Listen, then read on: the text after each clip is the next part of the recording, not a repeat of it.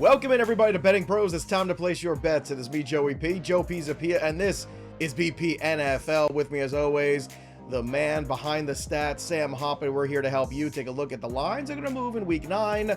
A look into the futures market, too, because that MVP race is starting to look a little different at the halfway point. Lots of interesting movement there. And, of course, the stats that you need to know to place the best bets you possibly can. Before we get after it, just a quick reminder too, we're giving away free stuff. A signed Michael Strahan jersey can be yours. And if you want a chance to score the signed Michael Strahan jersey, courtesy of our friends at pristineauction.com, all you need to do is head over to bettingpros.com/contest, complete the form, and either download the Betting Pros app, leave a review of the Betting Pros podcast, or subscribe to our social media channels at Betting Pros on X, on the TikTok, and of course at Betting Pros NFL on the IG. The more actions you complete, the more entries you receive.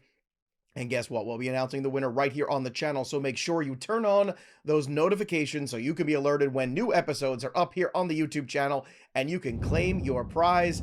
Sam, we should just jump right into it here. A crazy week of football, more injuries as always to assess. And the first one here has to do with the Packers game because Jordan Love's status up in the air. They've got a bye week looming after that too, which kind of seems like it would be smart just to hold back Jordan Love. But it is such a huge in-division game here. We talked about this yesterday on the Look Ahead show.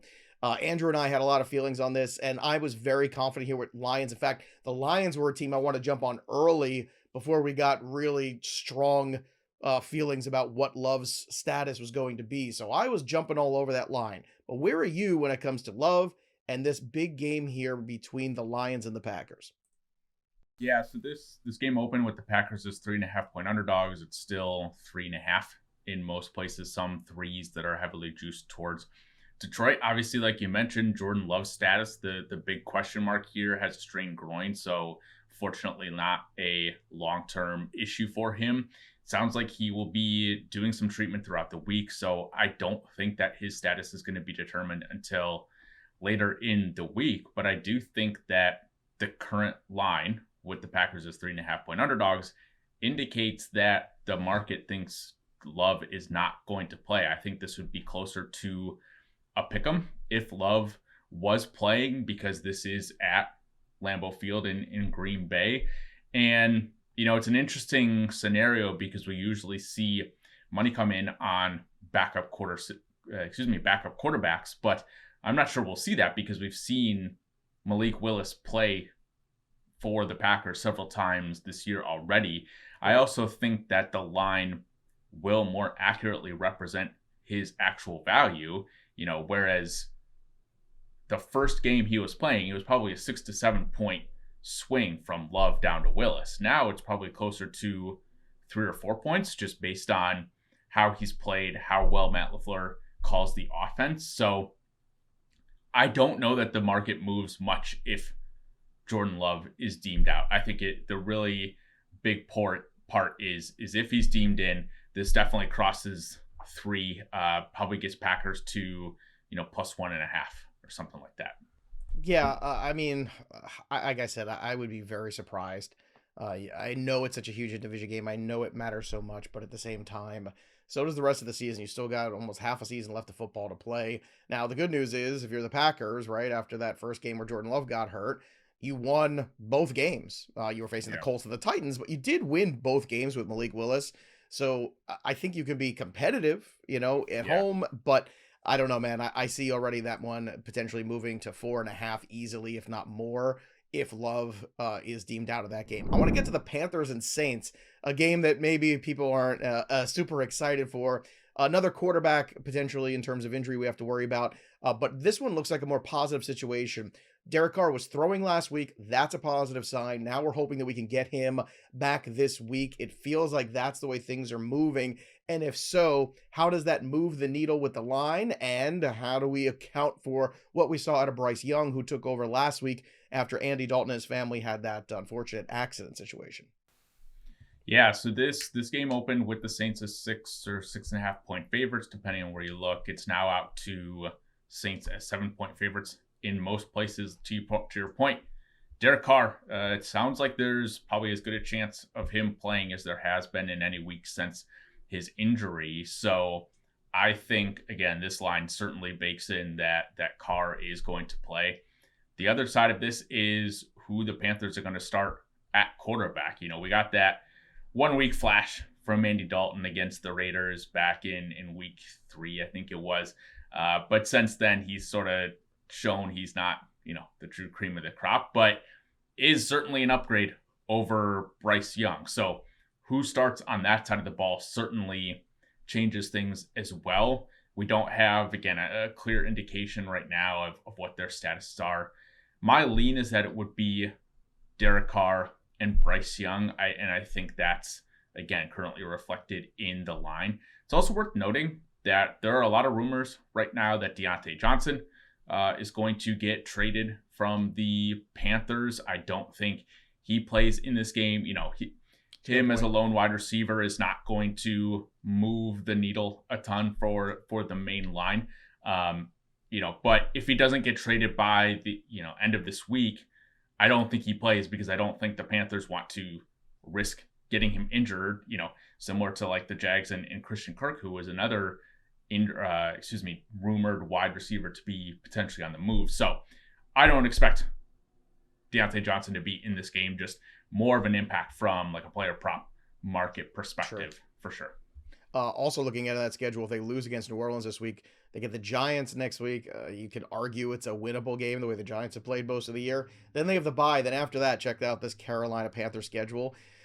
They have Kansas City, Tampa, Philly, Dallas, Arizona, Tampa again, and Atlanta again. I think the win total might stay at whatever it is. I don't know if you're getting what the market says right now on the win total. Is it 3.5, 4? I don't know what it is, but maybe we just kind of go with the under on whatever it is. I don't see where there's a W there in any of those games. Do you?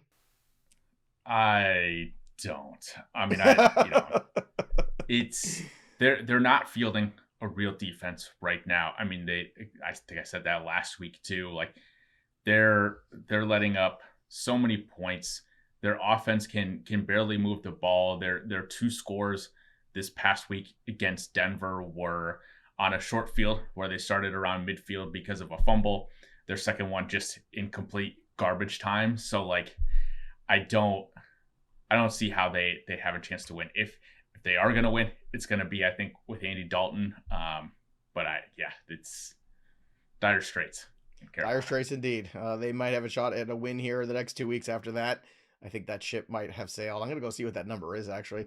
New England at Tennessee this week. Drake May in concussion protocol. Typically speaking, that means a missed week. So you're probably going to get Jacoby Brissett in this game. Right now, you're getting Tennessee -3 at home. New England +3.5. Coming off a huge win against the New York Jets. I mean, I know it's only the Jets, but it's still a big win for them at home after being called out by their head coach that the defense was soft, and it's a division rival game. So do we get a letdown here? Do we have any clarity too in the terms of the Tennessee Titans, what they do at quarterback? They continue to struggle offensively this year.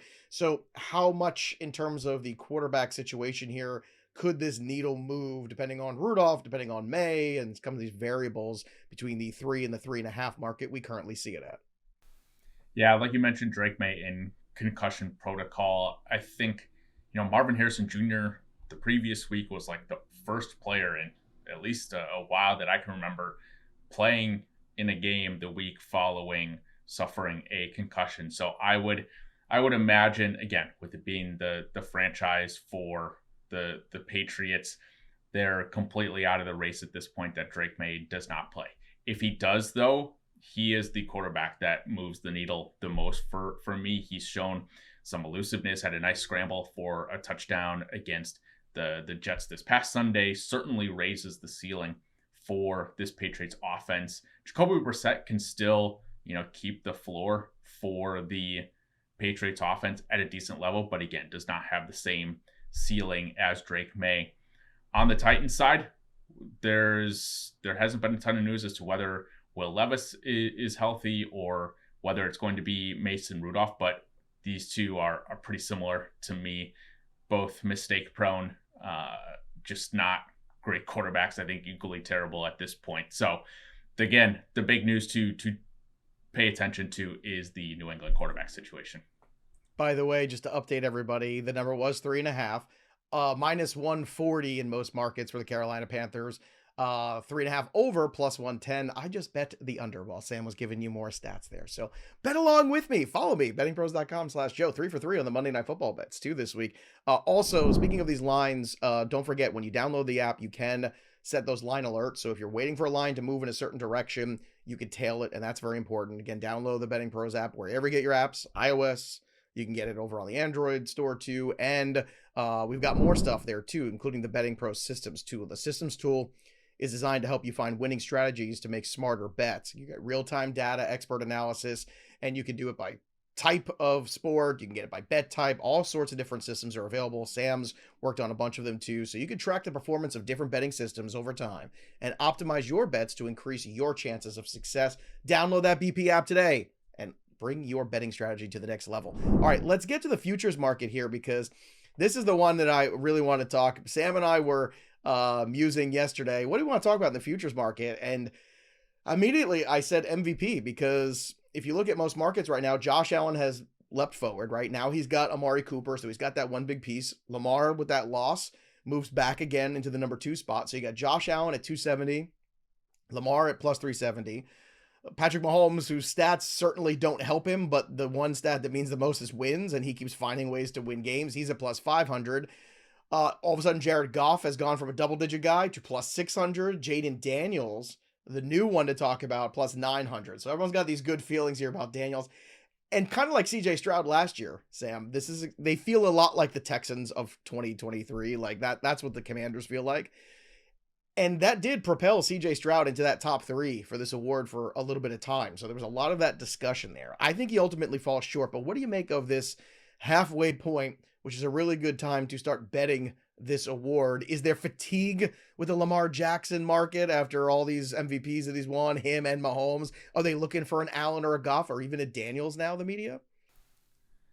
Yeah, I mean, this is, again, very narrative-driven award. I mean, we see this market shifting odds so much week to week, and a lot of it might honestly come down to how these quarterbacks play in the last 4 to 5 weeks of the season. We saw last year there was a ton of movement week to week from weeks like 12 to 15, and then Lamar kind of captured it in those final couple weeks. But it's interesting. So I'm going to talk about each of these guys a little bit. So Lamar and Allen, I think if it's the two of those at the end of the season, I think they lean Allen just from like a career achievement award perspective.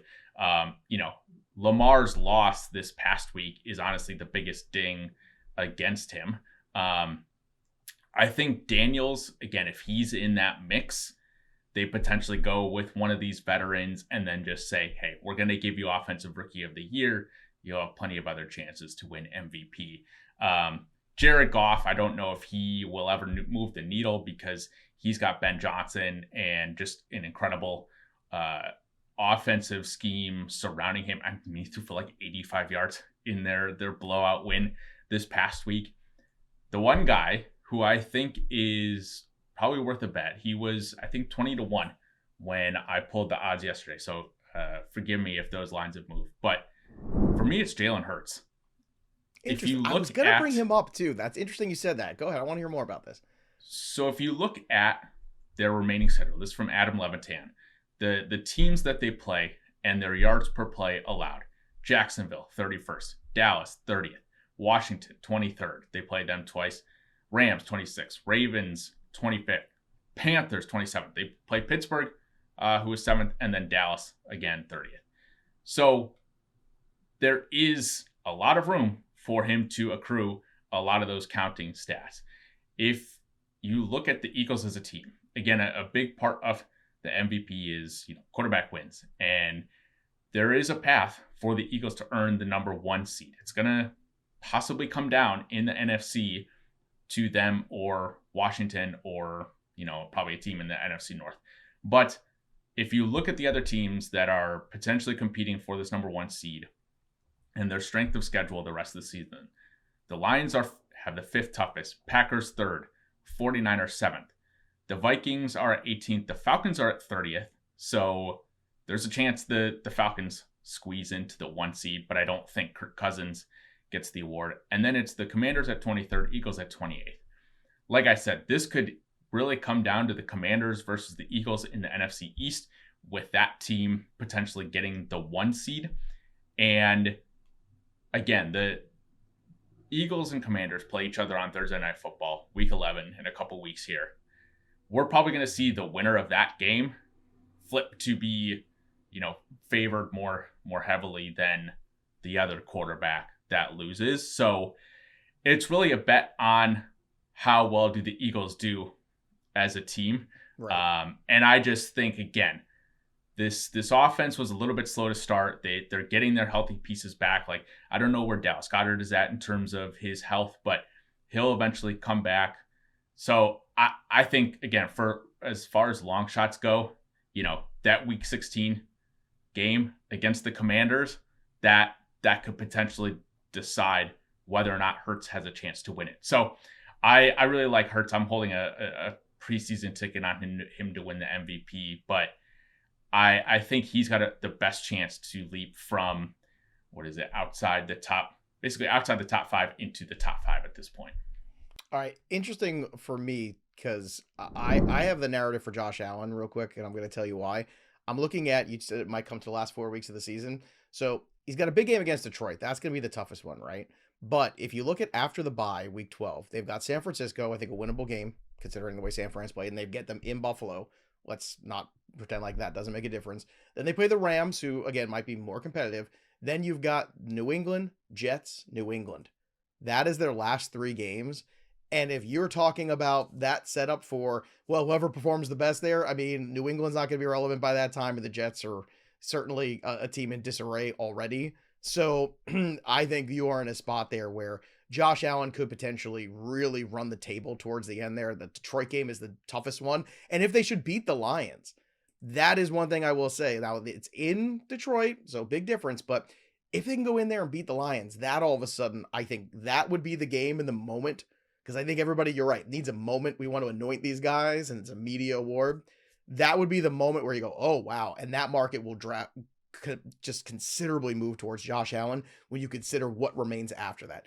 I think he could still lose that game, play really well, and then run the table in those last 4 games and still be a favorite potentially too. I love the Hurts pick that you're talking about though too, because that was the other one I wanted to bring in. The number on Hurts is very good right now. Yeah, I think the other thing to consider here, and I'm pulling up the Eagles schedule because I'm curious as to the timing of some because how of it these, plays out that last that last moment, right? That's what you're kind of looking at, like where with that lasting image that seems to mean so much when you get to those markets. Yeah, and I think the buy point for Allen is probably right before the Chiefs game.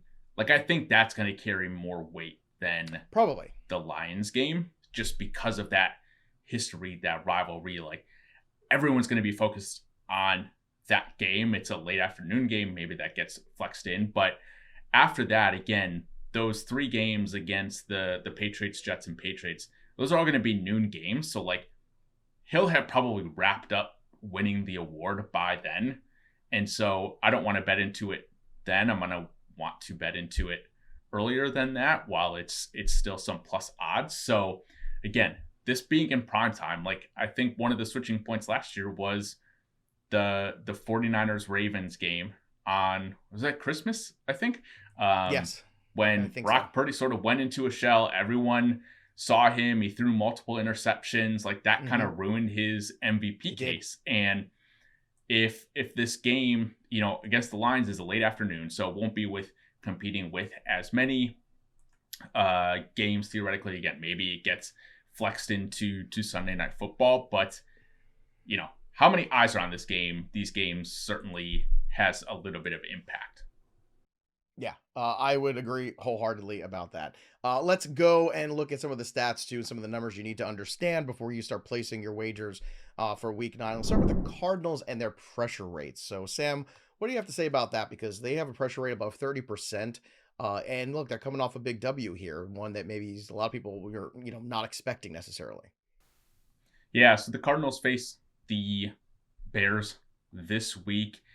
And the Bears are going to be down a couple, or could be down a couple offensive linemen. Left tackle Braxton Jones left the game early with a knee injury.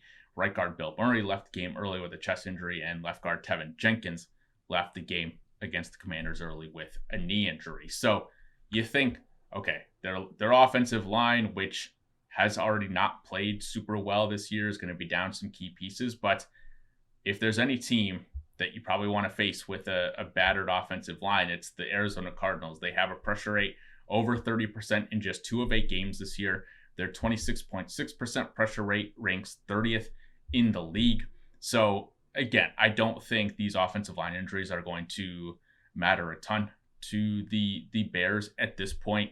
DJ Moore, I think, might be the more impactful injury to monitor. He left the game. He did come back to the game against Washington, but if he's out, that certainly changes the math a little bit more. But I just don't think, again, facing the Cardinals, you're really going to have to struggle with protecting your quarterback. All right, let's move to the next number here. Bo Nix versus the Ravens. Sometimes timing is everything, they say in life, and I'm a little worried that, maybe Bo Nix and the Denver Broncos are not going to find the Ravens at the right time in this schedule. You would hope they come out with a win against Cleveland, and maybe you catch them napping a little bit. I don't think that's going to happen in this game. Denver's defense played very well. Bo Nix has been, a little bit more of a game manager, using his legs a lot. So what are the numbers that jump out to you in this contest? Yeah, so I've talked about this a bit on the show already, but the Ravens remain one of the bigger pass funnels in the league. They rank 29th in the league in passing EPA per play allowed and 32nd in explosive pass rate allowed, but they also rank 6th in rushing EPA per play allowed and 1st in explosive rush rate allowed.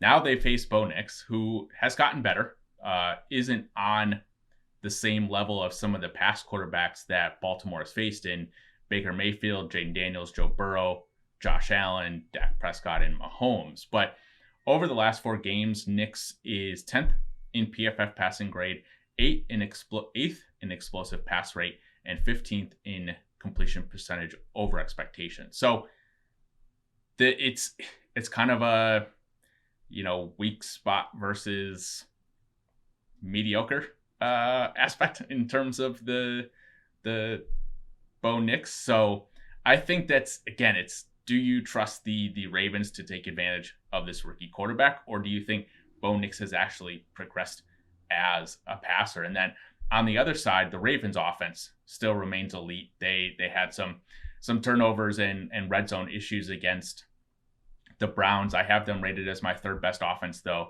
and they're facing what I have rated as the 3rd best defense in the Denver Broncos. But again, strength of schedule, like you look at the opposing offenses that Denver has faced. They played the Panthers, who are 31st in EPA per play. Saints are 25th when they had a backup rookie quarterback as well. The Chargers, pretty good, 22nd, but the Raiders 32nd, and the Jets 18th. So how much of this, both on the Ravens defensive side of the ball, facing a ton of great quarterbacks, how much does that impact things? While again, the Broncos defense playing a lot of easier offense as well. So this is going to be a what's actually true kind of game. Well, I'm going to go on the side of the what's actually true is the Bo Nix hasn't progressed quite enough yet. I think Harbaugh and the Ravens will have some answers, and they just got to catch some more balls. Let's be honest. I mean, that game was in their hands literally on offense and on defense multiple times where they could have put the Browns away, and they didn't. And you can't let teams hang around. It's what they did with the Raiders in week 2. And, they Andrew put it this way yesterday, Sam, they play with their food. And that's a problem. And that's it. Until they stop doing that, they're never going to get back to the Super Bowl. You have to take care and handle their business. And it's the one thing. We can make all the jokes in the world about Mahomes' stats and all that stuff. The Chiefs know how to handle their business in those moments. Let's get to the Chargers here. Another game, too, where the Chargers, a disappointing effort, I think we can look at. The Chargers this week are playing a Cleveland team now at home that is a little bit of life, and I think it's very dangerous. To be honest with you, I already bet this one. I think that the line is just wrong. I think Cleveland should be favored in this game. But Sam, what do you think about it? What stats stand out to you?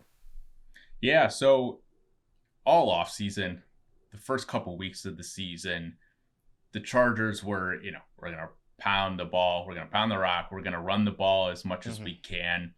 And for the first 4 weeks, they were 31st in early down neutral script pass frequency, throwing the ball at just a 40.4% clip. Since the bye, over the last 3 weeks, they are first in early down neutral script pass rate at 63.8%. Again, this isn't game script driven either. They're second over the last 4 weeks in pass rate over expectation at 2.1%. And I don't know if it's, Jim Harbaugh realizing that they have this incredible quarterback in Justin Herbert, or Justin Herbert's just playing well enough to get them to throw the ball more, but he's been balling out. Over the last 3 games, he's first in PFF passing grade, 8th in EPA per play, 6th in explosive pass rate. And they play a Browns defense now who is dealing with some injuries on the defensive side of the ball. Jeremiah Owusu-Koramoah was carted off after a big hit from Derrick Henry. He spent Sunday night in the hospital, has since been released, thankfully. Ogbo Okoronkwo left the game early, and Denzel Ward also left the game early with a concussion. So if the Chargers continue to lean into the pass, this Browns defense is not what it was previously with the stout, pass coverage that they had in years past. And I think the Chargers can take advantage of that. They still don't necessarily have the playmakers on the outside. Ladd McConkey is developing into a nice piece, but I think the Chargers will be able to take advantage of the Browns through the air, and hopefully will continue to do so. Yeah, certainly seems like a good approach. All right, last one for you. Let's talk about the Survivor Pool pick of the week. If you're still available and you're still viable in your Survivor Pool, good on you. A lot of us got eliminated very quickly this year. It was brutal. But let's talk about this week. Who looks really good, and maybe it's a team that you might not expect because they're coming off of 2 losses in a row. Yeah, I'm gonna go with the Vikings here. Again, they lost left tackle Christian Darrisaw on Thursday Night Football, but they have the extra time to sort of make contingency plans for that, which should help. Anthony Richardson is probably a bottom 6 or 7 quarterback in the league right now. The Vikings playing the Colts, and I think Brian Flores will have a field day against Anthony Richardson. The Vikings defense has taken a bit of a step back, but that's been against the Lions offense that has been at full health, a Rams offense at full health with Cooper Kupp and Puka Nacua back. So I think those are more opponent-driven sort of downgrades for the Vikings. So I think at home, off the extra rest, the Vikings are able to take care of business. All right, so there you have it, everybody. Look for the Vikings this week. And again, make sure you check out all of Sam's work over at bettingpros.com and follow him as well. Follow me also on the Betting Pros app. That'll do it for us, but the story of the game goes on. For Sam Hoppen, I'm Joey P. We'll see you next time, kids.